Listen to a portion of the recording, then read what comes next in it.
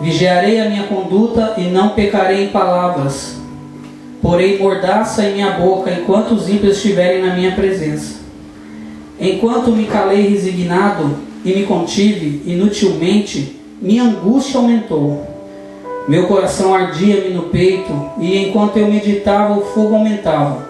Então comecei a dizer: mostra-me, Senhor, o fim da minha vida e os números dos meus dias, para que eu saiba quão frágil sou. Deste aos meus dias o comprimento de um palmo. A duração da minha vida é nada diante de ti. De fato, o homem não passa de um sopro. Sim, cada um vai e volta como a sombra. Em vão se agita, amontoando riqueza, sem saber quem ficará com ela. Mas agora, Senhor, que hei de esperar, a minha esperança está em ti. Livra-me de todas as minhas transgressões. Não faças de mim um objeto de zombaria dos tolos. Estou calado, não posso abrir a boca, pois tu mesmo fizeste isso.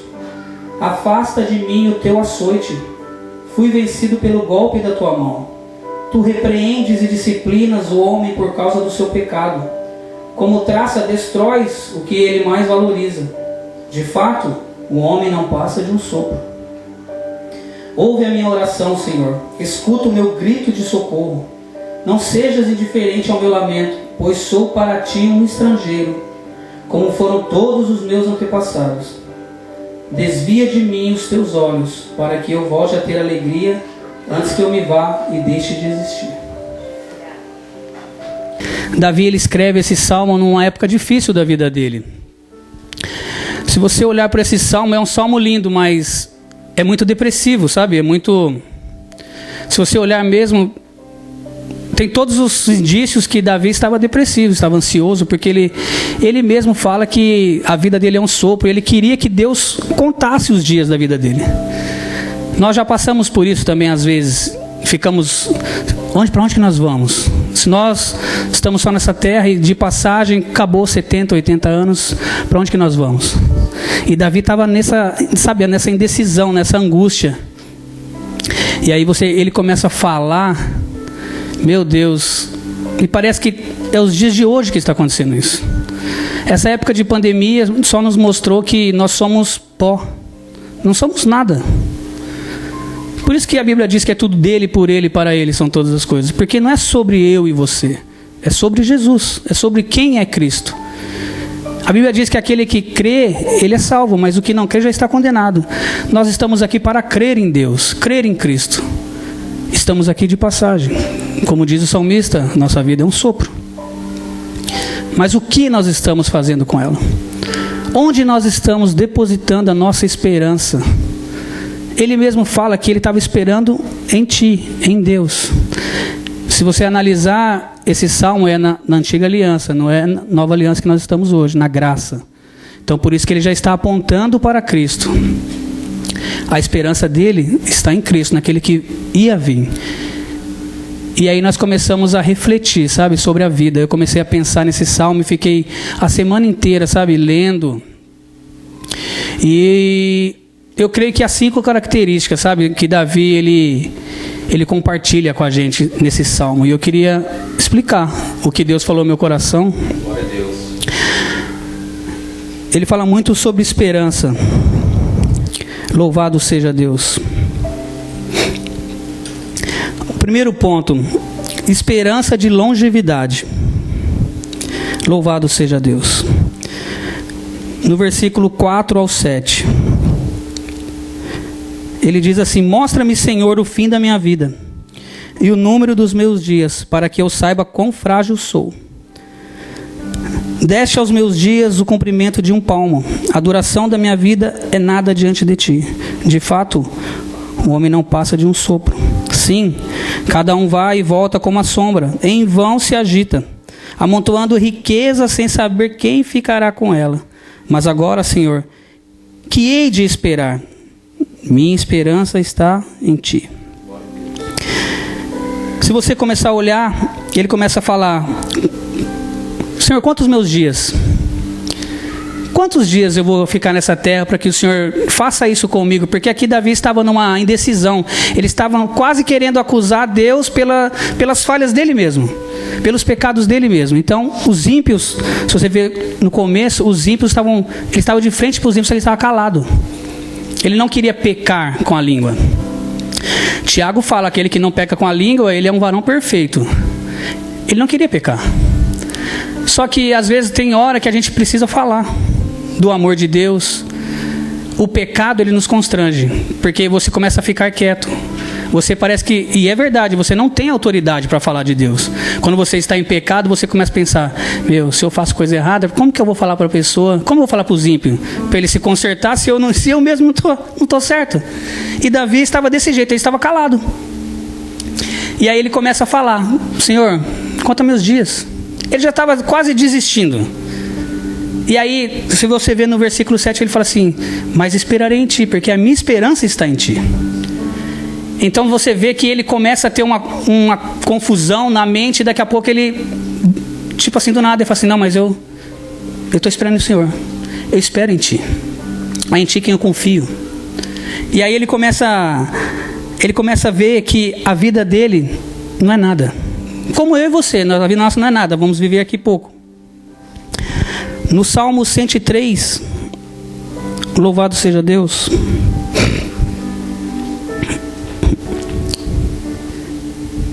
No versículo 15,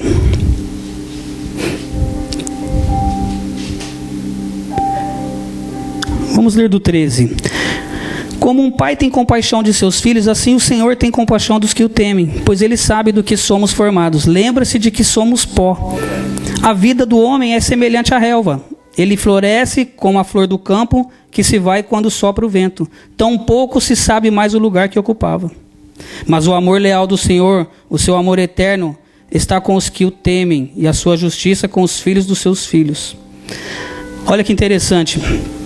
O próprio salmista, ele vem falando que a nossa vida, se você procurar sobre esperança na Bíblia, você vai ver a maioria em Salmos. Parece que Davi, ele sempre está, eu estou esperando em ti. Ó, Senhor, eu estou assim, assado, mas estou esperando em ti. Ó, Senhor, eu fiz isso, fiz aquilo, mas estou esperando em ti. Não parece alguém semelhante com quem você conhece? Eu e você? Nós fazemos, corremos, buscamos riqueza, como ele estava falando aqui. Para quê? Corre atrás de riqueza, a riqueza vai ficar para outra pessoa. Abre comigo lá em Mateus, no capítulo 24. Glória a Deus.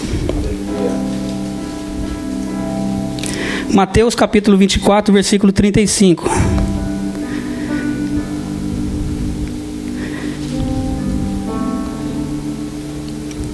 É a parábola do rico insensato. Todos conhecem.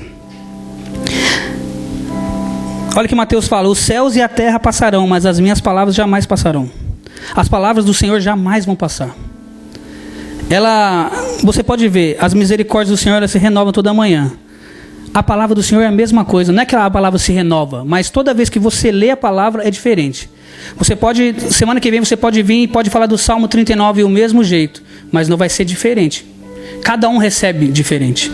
Às vezes eu recebi essa palavra como correção para a minha vida. Aonde você está depositando a sua esperança? Você está só esperando nessa terra? Se você esperar nessa terra, você vai ser o mais miserável. Paulo fala isso. Se nós esperarmos só aqui nessa terra, nós somos os mais miseráveis. Eu estava conversando com a Jane e falei para ela assim, meu bem, já pensou se a gente vive aqui na terra e acaba 70, 80 anos e é o fim? Que ganho, que lucro que nós vamos ter? Se nós vivemos, acreditamos no Senhor, acreditamos em Deus, e chegar 70, 80 anos, você morre, acabou. É melhor não crer. É melhor viver sua vida, né, do jeito que você quiser. Por isso que Deus já sabia do nosso coração. Deus, Ele nos formou, Ele sabia de tudo. O que ele pensou? Eu penso comigo. Vou dar a eternidade para eles. Porque é um prêmio, meus irmãos. É um direito seu, mas é um prêmio, sabe? É uma vitória. Você chegar e falar assim, nossa, eu tenho direito à eternidade, sabe? Eu começo a pensar na eternidade, e se você começar a ler o livro de Apocalipse, se você começar a ler a Bíblia mesmo, você vai começando a entender, fala, caramba, o Senhor vai estar na porta, de braços abertos, falando: entra para o gozo do meu Pai. Você já parou para pensar que loucura que é isso? Um Jesus que morreu na cruz, pagou nossos pecados e vai estar com todo o poder e toda a glória e toda a honra que Ele merece na porta esperando a gente. Um pecador, comedor de arroz e feijão igual eu e você. Por isso que a Bíblia fala que as nossas vestes vão ser trocadas. O nosso nome vai ser trocado. Você já parou para pensar isso? Nós somos aqui, somos todos irmãos em Cristo Jesus. Lá no céu nós também vamos ser. E eu fiquei imaginando quando os querubins, serafins, eles começam a adorar a Deus. Santo, santo, santo, só Tu és santo. 24 horas. Apesar que lá não vai ter hora, não vai ter tempo. Mas você já imaginou a eternidade inteira adorando ao Senhor, falando que Ele é santo. Se você começar a ler o livro de Apocalipse, você começa a ficar meio... Se você não começar a entender mesmo, você vê que os querubins, serafins, eles têm olhos atrás, na frente, do lado, sabe? Aquelas coisas. Aí eu fiquei imaginando: Senhor, esses olhos assim, quando eles começam a adorar o Senhor, sabe? Falar santo, santo. Eu penso comigo que eles têm... Cada santo que eles vão falando, Deus vai revelando as coisas para eles, sabe? Porque os olhos deles estão em todo lugar, sabe? E quando ele começa a falar santo, o Senhor começa a revelar. E o Senhor, ele fala santo e o Senhor começa a revelar. Nós aqui na terra somos a mesma coisa. Você já parou para pensar quando eu e você começa a adorar verdadeiramente? O Senhor começa a derramar, sabe, pastor? Algo, sabe? Algo que não dá para explicar com palavras. Se você... Às vezes a gente está chorando, você fala assim: mas por que aquele mané está chorando? Aquele bobão está chorando? Está chorando? Por quê? Ninguém está chorando, está todo mundo alegre. Todo mundo batendo palma. Deus trabalha, Deus é multiforme graça. Ele trabalha de forma diferente. Eu quando eu me converti, sabe, irmão? Esse dia eu estava falando com o pastor sobre o primeiro amor. Irmãos, é fantástico o primeiro amor. Eu nem sabia tocar violão direito, Luana. Nem sei até hoje. Mas eu, tipo assim, eu ensaiava o louvor em casa, eu ia na igreja tocar e nem olhava mais, tipo, não olhava mais nada. Tocava de boa. Hoje em dia, meu Deus do céu, eu tenho que ficar lendo a Luana, não tenho paciência, porque eu tenho que ficar... Eu falo: Luana, faz uma nota mais fácil aí pra mim, vai. Olha pra você ver como que é o primeiro amor. O primeiro amor, a gente se entrega, sabe, de corpo e alma. A gente não quer saber qual é a peleja que vai vir pela frente. O pastor chama você: vem aqui para a igreja, vamos limpar. Está ali limpando. Ó, vamos fazer isso, vamos fazer isso. Ó, vamos ali, vamos. Ah, vamos fazer uma visita, vamos. Você nem sabe não entendendo nada. Eu, antes de me converter, uma vez eu fui para o monte, sem saber. Eu pensei que eu estava indo como abate. Falei assim: ah, vão me abater lá em cima, né? Levaram na cidade, tudo a luz da cidade assim, lá no monte, sem ninguém por perto. 2 pastores, um do lado, do outro eu no meio, e dá a mão aqui: vamos orar pela cidade, pelo povo. E eles começaram a orar e falar língua estranha. Aí eu falei: não, daqui a pouco os caras vão puxar o facão aqui e falar: agora vão sacrificar ele. E eu fechava o olho, não fechava mais nem a pau. Fechava nada, eu olhava para um lado, olhava para o outro, vi se não estava vindo o carro. Estava lá, era o pai da Giane que estava lá assim. E eu nem conhecia Deus, nem conhecia nada de Deus. Você vê, parece loucura, mas é ato profético, sabe? Às vezes você conhece alguém e fala: caramba, ninguém dá nada. Como a Mayu me falou semana passada, desprezado. Mas as coisas loucas desse mundo, ele veio para confundir os que sabem, que pensam que sabem alguma coisa. A loucura de Deus, para a nossa sabedoria. O que é a nossa sabedoria perto da sabedoria de Deus? A nossa esperança, sabe, sempre tem que estar no Senhor. A nossa esperança de vida, longevidade, a nossa vida. Ah, eu vou viver 70 anos, vou viver 30 anos, mas viva com intensidade no Senhor. Aqui vai acabar. A riqueza vai acabar. Lucas capítulo 12, versículo 20. Lucas 12, 20. Que é a parábola do insensato que eu falei.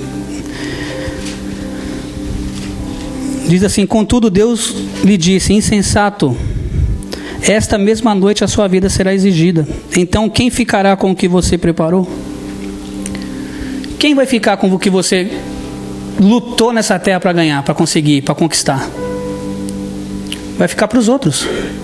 Você daqui, você não vai levar nada. Olha a confusão na cabeça do salmista. Ele começa a entender que ele era rei. as riquezas dele, se a gente parar para pensar a riqueza de Davi, depois passou para Salomão, a Bíblia diz que Salomão foi um dos mais ricos que teve no mundo. E você imagina o pai dele, quantos quilos de ouro, de coisa que ele deu para construir o templo. Tanta riqueza que ele tinha, e ele já estava declarando: o que eu vou fazer com a minha riqueza? Não vou levar nada daqui. A vida, como ele diz, é um sopro. Daqui você não leva nada. Se você não querer ajudar o seu irmão hoje, Deus vai colocar outra pessoa para ajudar. Se você não quiser ajudar na igreja, Deus vai levantar outra pessoa para fazer. É sempre assim. Às vezes a gente pensa assim: se eu não estiver aqui, a igreja não funciona. Eu já conheci várias pessoas assim. Se não é eu pregar. Se não é eu cantar. Irmãos, aqui nós somos apenas adoradores. Estamos aqui apenas para servir. Olha Jesus, o que ele nos ensinou. O próprio Jesus, ele lavou os pés dos discípulos. E quando for indagar Jesus ainda, Jesus falou assim: não, se você não deixar eu lavar seus pés, você não tem parte comigo. A gente aqui, quem de nós ia chegar para uma pessoa, um visitante, e falar assim: não, deixa seus pés aqui, eu vou lavar seus pés antes de você entrar. Eu acho que ninguém, mano. De tanta humildade que tinha em Cristo. Ele foi o exemplo em tudo, principalmente em humildade. Eu sempre digo para você: se você não tiver humildade, você não é digno de estar na presença do Senhor. Porque o Deus que desceu na terra, se fez carne como nós, foi o mais humilde de todos. Nós não queremos sermos humildes. Eu estava falando para a Nelly ontem, falei: Nelly, o que você sabe sobre humildade? Ela: eu sou humilde. Eu falei: então você já não é humilde. Você está falando que você é humilde, você já não é humilde. Já começou bem, você não é humilde. Eu sou humilde. Eu falei: a humildade tem a humildade de ser humilde, de não ter nada. Você também pode ser humilde. Eu não tenho nada, eu sou pobre, não tenho nada, eu sou humilde. Só que a humildade que o Senhor deseja de mim, de você, é aquela que você dá outra face. Aquela que, se você tem uma túnica, se você tem duas, você dá uma túnica para o seu irmão. A Bíblia diz que se você quiser andar 1 milha, você anda 2 milhas com ele. Essa é a humildade que Cristo nos ensinou. Mas pouca gente consegue fazer isso. Pouca gente, porque é difícil. Mas para Deus nada é impossível. Se para Deus nada é impossível, para nós também tentarmos entender a vontade de Cristo aqui na terra. Ele fala assim: vocês têm que ser humildes. Vocês têm que ser manso. E nós começamos a entender. Segundo ponto, esperança de libertação. Todos nós precisamos de libertação. E Davi também não era diferente. Verso 8 e 9. Livra-me de todas as minhas transgressões. Não faças de mim um objeto de zombaria dos tolos. Estou calado, não posso abrir a boca, pois tu mesmo fizeste isso. Afasta-te de mim o teu açoite. Fui vencido pelo golpe da tua mão. Tu repreendes e disciplinas o homem por causa do seu pecado. Como traça, destróis o que ele mais valoriza. De fato, o homem não passa de um sopro. Quando Davi escreveu esse salmo, ele mandou para Jedutum. E Jedutum, ele tinha o dever, ele tinha que fazer uma música sobre esse salmo. E toda vez quando tem pausa, como está escrito aqui, você pode ver depois do versículo, ele está escrito pausa ou interlúdio, é porque era uma canção. E Davi, ele queria essa pausa, porque ele queria que o povo meditasse na palavra. Então, Jedutum, ele era o mestre do louvor, ele adorava, e quando chegava nessa parte, era pausado. Para quê? Para que o povo meditasse no salmo que estava sendo cantado. E aí, depois ele voltava de novo a cantar. Olha que interessante a meditação na palavra de Deus. Se você vê, quando Davi queria libertação, como ele fala aqui, livra-me de todas as minhas transgressões. Não façam de mim um objeto de zombaria dos tolos. Tem muita semelhança com o livro de Jó. Jó também, ele queria colocar a culpa em alguém, que às vezes queria colocar até a culpa em Deus, porque ele estava passando aquilo.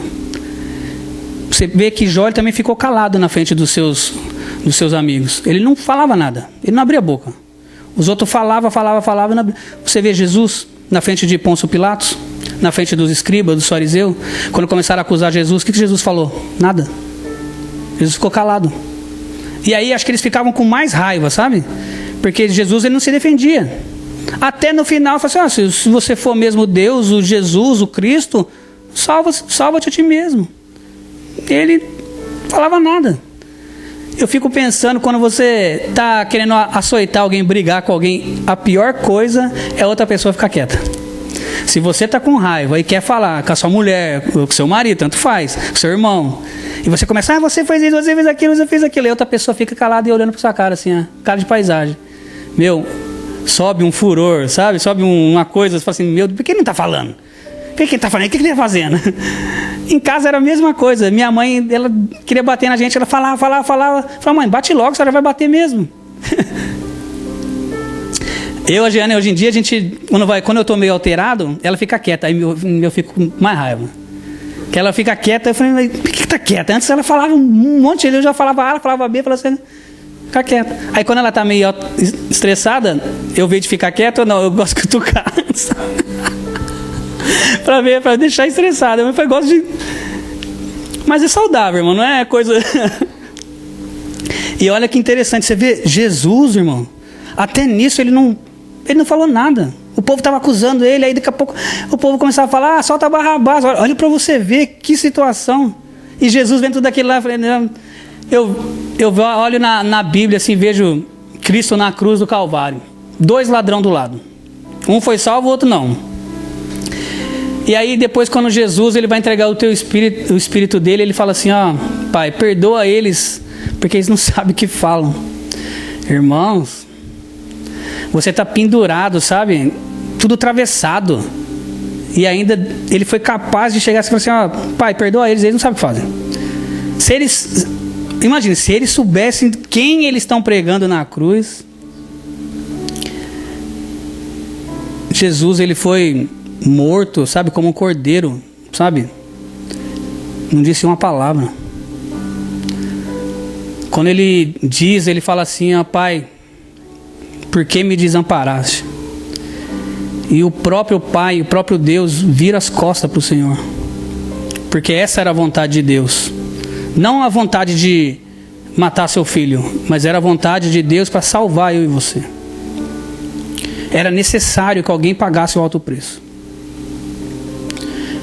A hora que eu começo a ver a trajetória do Senhor, sabe? E eu não ter a consciência de que eu tenho que mudar, a minha mente tem que ser transformada. É em vão, sabe, a gente vir para a igreja. Antigamente eu pensava, tipo, para você ser um santo, sabe, você tem que andar na linha certinho e tem que vir bem engomadinho, sabe, coisa e tal. E Deus começou a abrir meus olhos e não é isso. Não é o seu jeito de vestir, mas sim é a sua transformação de vida diária. É você no seu lar, com a sua esposa, com seu marido, com seus filhos, com seus irmãos.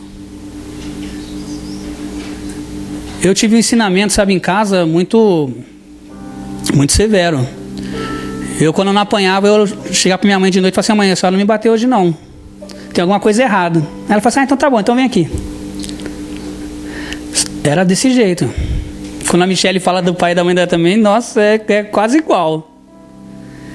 Só que minha mãe tinha uma coisa, ela nunca deixou eu e meus irmãos ficar brigados. Nunca deixou. Se a gente brigasse e ela soubesse, ela fazia a gente se beijar e na boca. Você já imagina, 3 marmanjos beijando na boca. Pra nós passar vergonha mesmo. Fala assim, agora você vai aqui e você vai beijar na boca. Você não quer brigar, você não quer bater, você não é o bonzão, não quer, você vai matar, vai brigar? Beijo na boca. Aí a gente ia lá dar aquele selinho, sabe? Já saía limpando Por quê? Ensinamento, irmão. Hoje eu e meus irmãos somos unidos. Minha mãe se foi, passou. Eu e meus irmãos hoje somos unidos. Se eu precisar do meu irmão hoje, eu posso ligar para ele e falar, vem para cá agora. E mesma coisa, aqui tá ruim, vem para cá agora. A gente tem que ser unido. Jesus, ele era unidade, ele queria a unidade da igreja, sabe? Não tem esse negócio de, a igreja A, B ou C é melhor. Não tem essa. Eu converso um pouco com o pastor e vejo na vida dele, sabe? Se a pessoa está em outro lugar, glória a Deus que ela está servindo ao Senhor em outro lugar. Entendeu? Se foi para outro lugar, se ela está servindo ao Senhor, não importa o lugar. Contanto que ela leia a palavra e obedeça os mandamentos, sabe? E viva uma vida reta diante de Deus. Irmãos, pode ser aqui, pode ser na Paraíba, pode ser em Moçambique, pode ser em qualquer lugar. Não tem problema. Louvado seja Deus.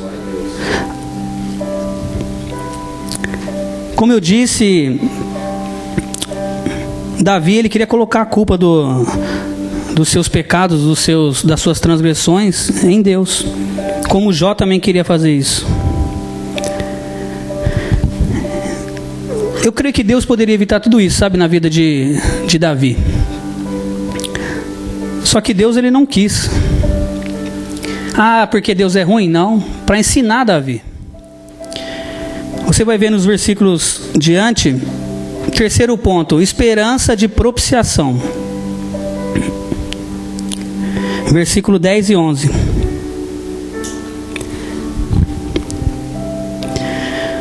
O que é propiciação? Propiciação é uma retirada de culpa, sabe, de pena, de castigo, de alguém para outra pessoa. Jesus, ele foi a própria propiciação. A culpa que era minha e sua, foi Jesus que levou na cruz do Calvário. Olha que interessante, 1 João capítulo 2.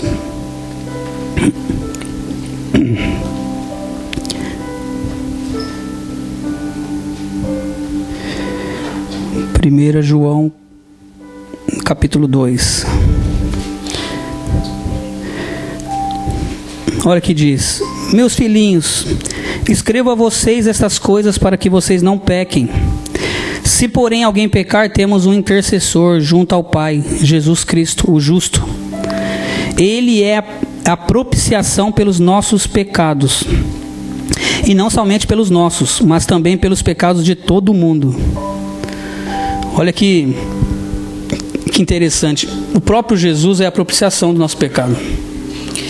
Ele não é só por aquelas pessoas que estavam perto de Jesus, mas era por todo mundo. Nós fomos alcançados, nós fomos adotados pelo Senhor, sabe? E você vê Davi, ele querendo, já apontando já para Jesus, sabe? Tipo assim, o meu pecado, lá na frente quem vai pagar vai ser Cristo. Lá na frente, quem vai fazer todas as coisas é Cristo. Mesmo ele sem saber, ele já estava apontando para o lugar, que é a cruz. Se você começar a ler do Salmo 1 até o 150, você vê muitas passagens, sabe? De o Davi apontando para Jesus, sabe? Isaías apontando para Jesus. E tudo se cumpriu. Você pode ver que chega quando Jesus fala, ele fala assim: eu não vim para aniquilar a lei. Eu vim aqui para cumprir a lei. Só que eu vim aqui para cumprir, mas eu vou te ensinar outras coisas. O que é outras coisas? As boas novas. Depois que Cristo foi elevado aos céus, todos levaram as boas novas. Foi derramado para os 4 cantos do mundo. Hoje você tem a Bíblia na sua mão, a Bíblia no celular. Tudo mastigadinho, de capítulo a capítulo, versículo por versículo.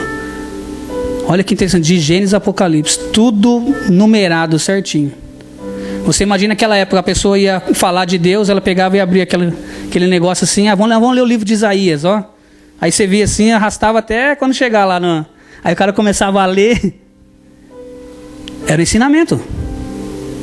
Você vê um filho de um muçulmano, por exemplo, eles têm um ensinamento desde pequeno, eles começam o Alcorão, eles começam a decorar. A gente que é filho do Deus vivo, sabe? A gente, não é só preguiça, tipo assim, você começa a ler, você pode prestar atenção, você começa a ler a Bíblia, você começa a ouvir a palavra, você começa a ficar com sono. Você já parou para pensar? Você começa a ficar com sono. A gente já tem sono normal, né? Porque nesse Japão aqui a gente vive trabalhando. E aí você começa a ler. Eu estava no caminhão, estava escrevendo aqui. E aí sabe que começa a dar aquele sono. Eu fico sentado na cama assim no caminhão assim. Aí estava escrevendo, até usei a canetinha do pastor que ele deu aqui. Aí eu fazia assim, escrevia. Aí parava um pouquinho. Mas não era porque eu estava meditando, porque eu estava com sono mesmo. Para você ver como que é interessante. Você está de frente com o próprio autor, sabe que é a Bíblia, que o autor da Bíblia, você está ali de frente com ele e você começa a sentir sono. Louvado seja Deus. Graças a Deus, irmãos, que nós estamos na nova aliança, sabe? Que essa nova aliança é uma aliança perfeita, sabe? Entre Deus e os homens, sabe? Jesus e eu, você e Cristo. É o elo perfeito. Louvado seja Deus. Olha o que fala lá em Lamentações. Louvado seja Deus.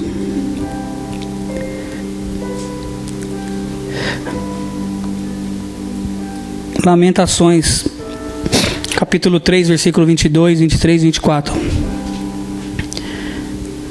Graças ao grande amor do Senhor é que não somos consumidos, pois as suas misericórdias são inesgotáveis. Renovam-se cada manhã. Grande é a sua fidelidade. Digo a mim mesmo, a minha porção é o Senhor, portanto nele porei a minha esperança. Tudo aponta para a esperança, sabe? Pelo amor do Senhor. A nossa esperança é Cristo. Não tem outra esperança nessa vida. Tem uns que confiam em bois, em cavalos, mas, como diz o profeta, nós confiamos no Senhor e nós esperamos no Senhor. Confiar, esperar, é algo precioso para nós aprendermos, sabe? Eu estava vendo o que significa esperança.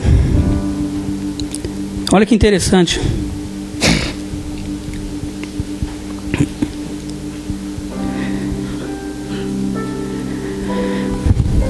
A esperança, a fé e o amor é uma das 3 virtudes teológicas do cristianismo. Por meio dessa virtude, os cristãos desejam e esperam de Deus a vida eterna e o reino de Deus como a felicidade última para eles, colocando as suas confianças nas promessas de Cristo, para merecer e perseverar esta confiança até ao fim da sua vida terrena. Os cristãos acreditam que a ajuda e a graça do Espírito Santo é que renova a vida deles. Isso quer dizer esperança para quem é religioso, né?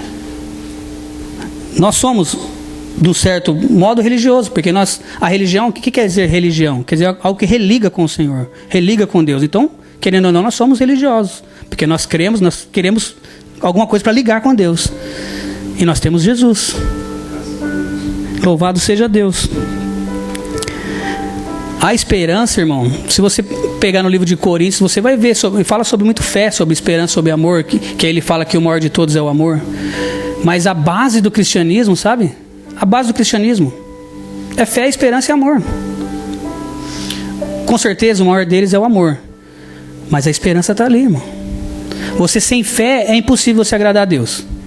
Se você não crê no Senhor, não tiver esperança que Ele vai voltar para buscar eu e você, também não tem como você ter base.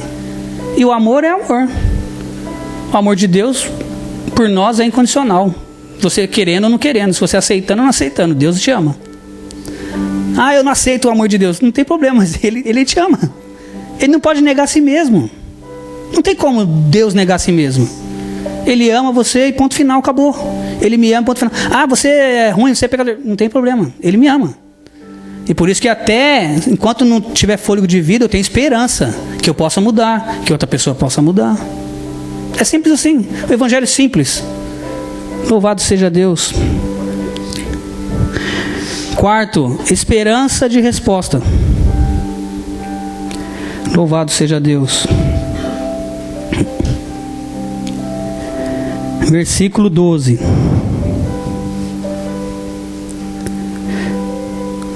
Estamos no Salmo 39 ainda.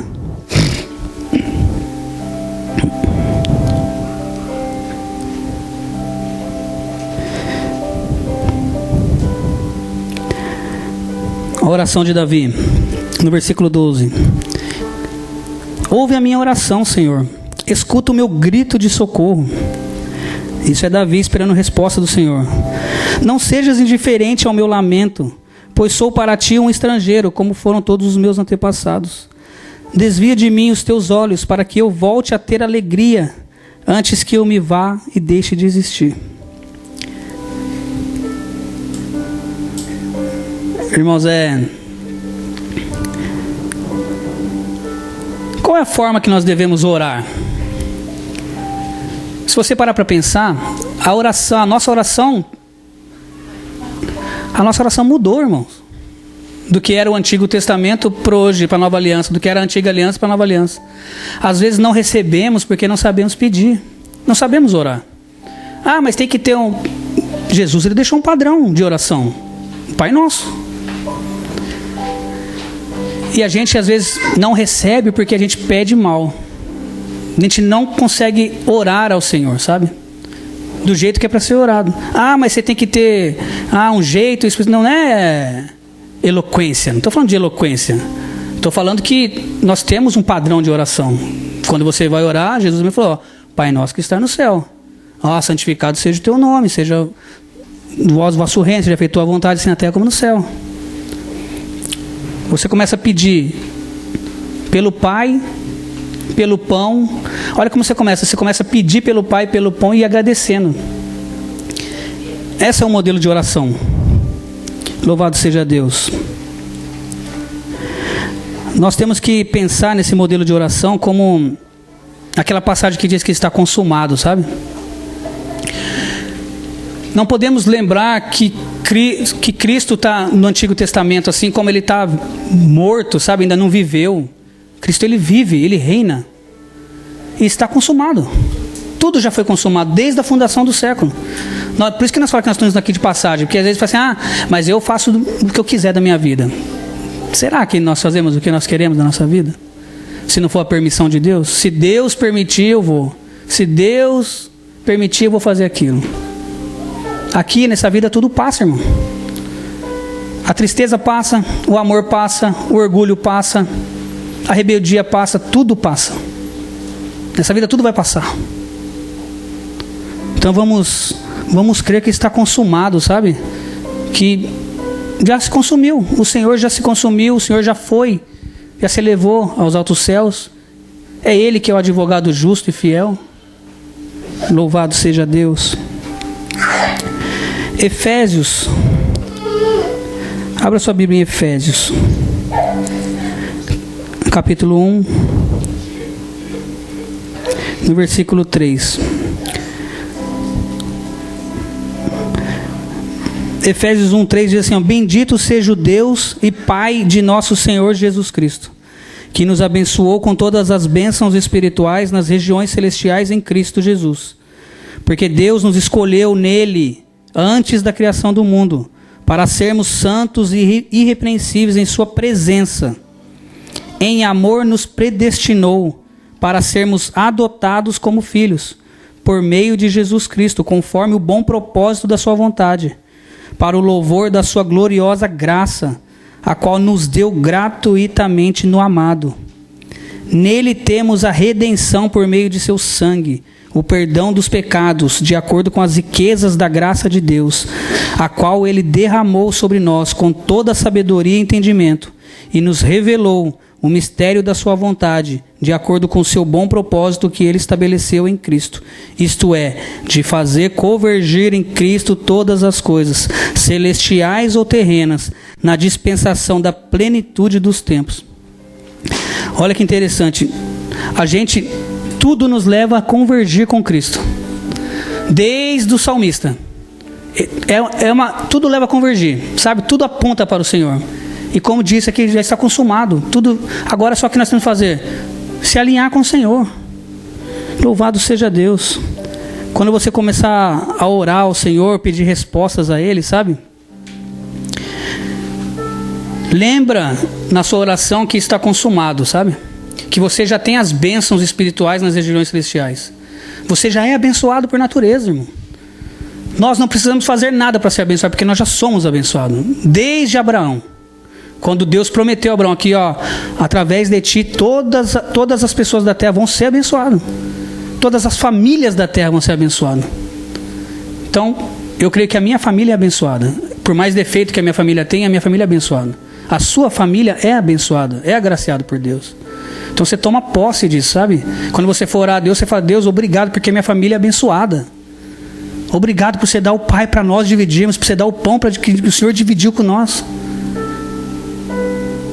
A gente estava na célula quarta-feira, né? E a mãe da Gabriela, ela falou sobre, né, ser agradecido, sabe? Aquilo lá ficou, porque a gente tem o coração grato, sabe?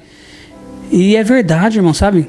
Quanto mais a gente é perdoado, sabe? Quanto mais a gente é curado, mais a gente agradece, sabe? Mas quanto mais amado, mais perdoado é. Quanto mais perdoado, mais amado é. E quanto mais perdoado, mais você ama. É interessante isso demais. A gente já viu uma vida tão falha, sabe? Deus nos perdoou. Deus, ele colocou a mão dele sobre nós e falou assim: ó, eu te perdoo. Tá falando pro pastor Ed esse dia que Deus, ele fala que tem um memorial na sua frente, sabe? O seu nome escrito lá, irmão. Deus não tem memória, ele tem memorial. É diferente. Memória quem tem é computador, sabe? Essas coisas que você guarda na memória. Se a hora que você quiser acessar, você vai lá: meu pecado tá ali. Pequei dia 18 de novembro. Aí você vai lá e acessa no seu computador assim: ó, 18 de novembro, o que você fez de pecado? Eu errei isso. Com Deus não é assim. Deus, ele esqueceu as coisas que você fez, sabe? Ele apagou. Quando você se arrependeu, ele apaga. Por isso que Davi, ele fala assim: apaga minhas transgressões, as minhas falhas. Ouve, Senhor. Quando Davi pecou, olha que interessante, Davi peca, Davi coloca na frente da batalha o marido da mulher, toma a mulher para ele, faz um filho da mulher. Aí depois que Deus descobre, que Deus já sabia de todos, mas quando ele é revelado por Natan, o que ele fala? Ó Senhor, eu pequei contra ti, somente a ti eu pequei. Mas ó, não me tira de mim o teu espírito, a tua presença não tira de mim. O Senhor quer tirar a coroa, o Senhor quer tirar tudo, pode tirar tudo, mas a tua presença não tira de mim, Senhor. A nossa oração: Senhor, o Senhor quer tirar de mim a riqueza? Porque eu sei que eu não vou levar nada nessa vida. Ó, o Senhor quer tirar de mim? Olha Jó. Jó teve 10 filhos, Deus tirou todos os 10 filhos dele. E depois deu 10 de novo. As riquezas dele, Deus deu em dobro. E a gente aqui querendo juntar riqueza. Você já imaginou você ficar igual Jó, com um caco assim de telha, coçando as feridas? Irmão, você já pensou? A Bíblia fala que ele estava em cima do montouro, né, do monte de lixo, com caco e coçando as suas feridas. E depois Deus vai e muda a sorte de Jó. Jó é pecador? É pecador, igual eu e você. Reclamou. Pensou até que a culpa era de Deus. Só que ele não queria falar. Ele não queria falar pros amigos dele. Mas no coração dele ele fala: não, Deus está fazendo porque acho que, sei lá, não gosta de mim. Ele tirou meus filhos, tirou minha casa, tirou meus boi, tirou a minha mulher. Já falou para assim: ó, você é bobo pra caramba, né, Jó? Amaldiçoa o seu Deus e morre. E o que Jó ele fala? Se você recebeu o bem do Senhor, você não quer receber o mal? Louvado seja o nome do Senhor. Nós aqui nessa terra estamos de passagem. Já começou a entender que ele estava de passagem aqui nessa terra, sabe? E aí ele começa a entender e começa a falar: não, o meu Redentor vive. O meu Redentor, ele vive. O meu e o seu Redentor vive, irmão. E reina para todos sempre. Louvado seja Deus. A última questão: esperança de misericórdia. Salmo 39, lá no final. Glória a Deus. Já estou acabando, irmãos.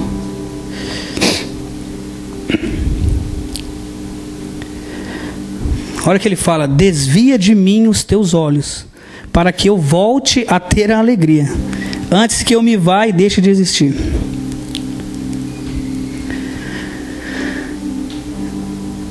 Ele termina, sabe, o Salmo com a esperança de misericórdia, sabe, irmão? Ó, Senhor, desvia de mim os teus olhos.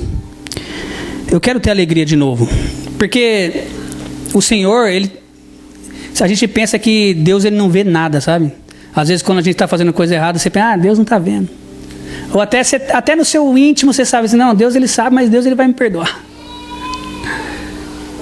E Davi estava aqui, ele falou assim: tira dos seus olhos de mim. Se você continuar ficando com os seus olhos em mim, eu não vou poder ter alegria, não vou poder fazer nada. E ele estava querendo culpar Deus, porque pelos pecados dele. Quando você, não é que você não está em pecado, mas quando você está reto diante do Senhor, você não ora assim. Você não fala assim: Senhor, tira de mim os seus olhos. Você fala para o Senhor: não, Senhor, coloque em mim os seus olhos, porque eu estou tentando viver uma vida em retidão, Senhor. Então o Senhor coloca em mim os seus olhos. Mas Davi não. Porque ele estava esperando misericórdia do Senhor, sabe? A ira de Deus, sabe? Ela foi derramada no seu filho. Deus, ele se ira, mas a ira dele maior foi derramada no seu filho. Ele foi que pagou o alto preço. Então, as misericórdias do Senhor, por isso mesmo que ela fala, que a palavra de Deus fala, que elas duram para sempre, irmão. Infinita é a tua misericórdia. Não tem fim a misericórdia do Senhor. Você levanta de manhã e a misericórdia do Senhor está ali, pronta para te abraçar, pronta para você falar assim: não, eu creio no Senhor, eu quero ter esperança no Senhor. E todo dia de manhã a misericórdia do Senhor levanta com você. A misericórdia do Senhor vai dormir com você. Nós não entendemos às vezes isso, mas a misericórdia do Senhor, ela até deita com você. Você acha que se você fosse tão bonzão, você estaria aqui? Deus já não teria levado você como foi com Enoque? Esse cabra aqui é sugoi, eu vou levar ele. Está consumado, irmão. Olha que Jó fala no capítulo 7. Como nós estávamos falando que é Jó, o livro de Salmos, esse Salmos 39 é parecido com o livro de Jó.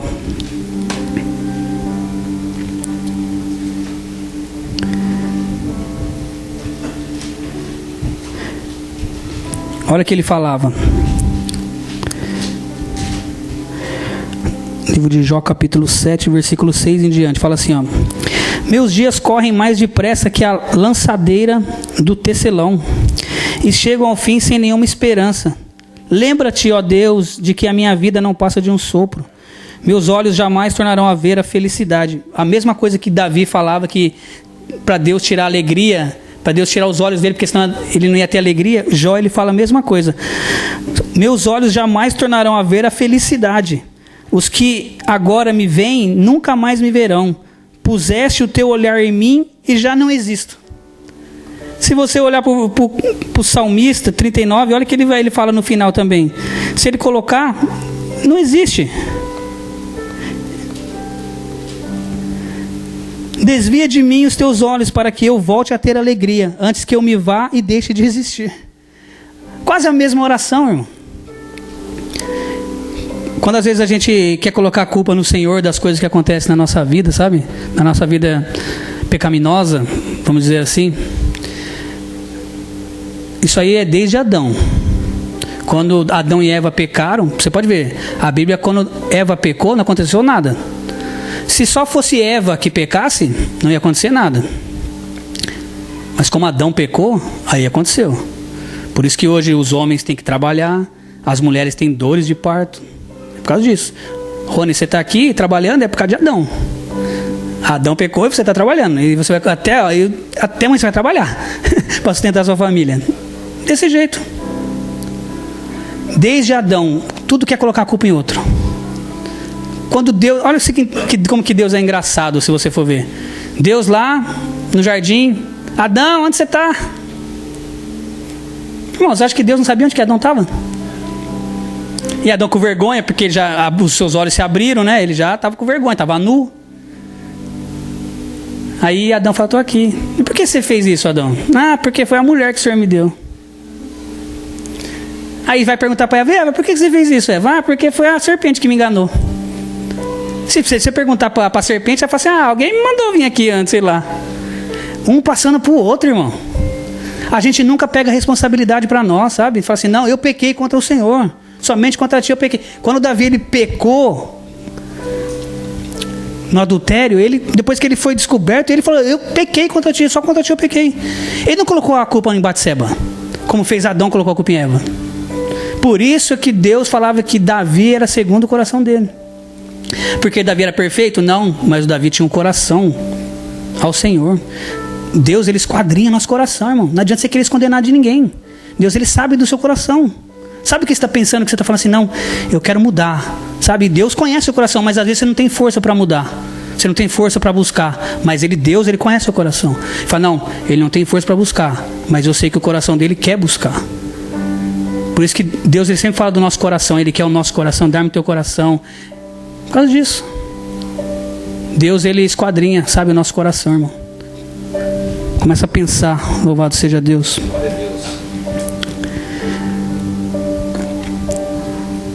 Conclusão que eu cheguei. Número 1, podemos evitar a depressão se buscarmos a Deus para resolver nossos problemas. Número 2, não nos preocupemos com o que os outros estão dizendo sobre nós. Número 3, vamos falar aos que perecem sobre a verdade, a vontade e a vocação de Deus. 4, vamos esperar sempre em Deus, de modo que a nossa esperança seja inabalável. Queria ler o último versículo com vocês, em 1 Coríntios, para nós encerrarmos. 1 Coríntios, no capítulo 13.